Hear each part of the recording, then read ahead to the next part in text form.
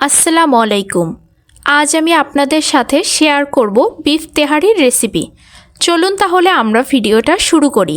আমি এখানে মাংসটাকে আগে থেকে ছোট টুকরা করে কেটে নিয়েছি।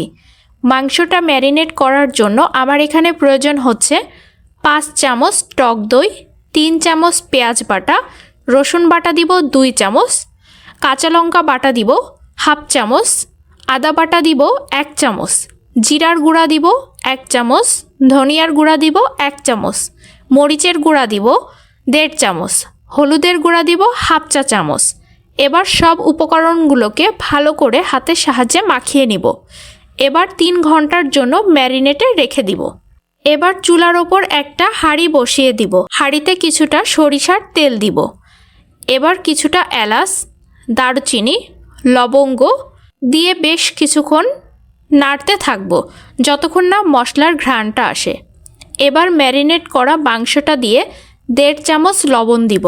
আপনারা আপনাদের স্বাদ অনুযায়ী লবণটা বাড়িয়ে বা কমিয়ে নিতে পারেন। লো আঁচে দিয়ে আপনারা ভালোভাবে নাড়াচাড়া করতে থাকবেন। রান্না করার সময় অবশ্যই আপনাদের চুলার আঁচটা লো আঁচে রাখতে হবে। মাংসটা রান্না করতে আপনাদের 45 থেকে 50 মিনিট সময় লাগবে।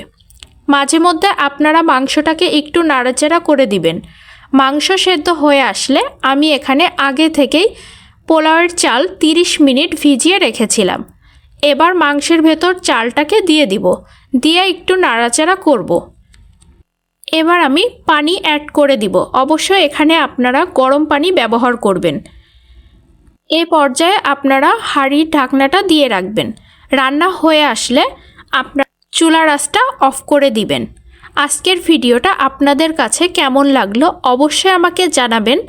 এখনও যারা আমার পেজটাকে ফলো করেননি অবশ্যই ফলো দিয়ে পাশে থাকবেন।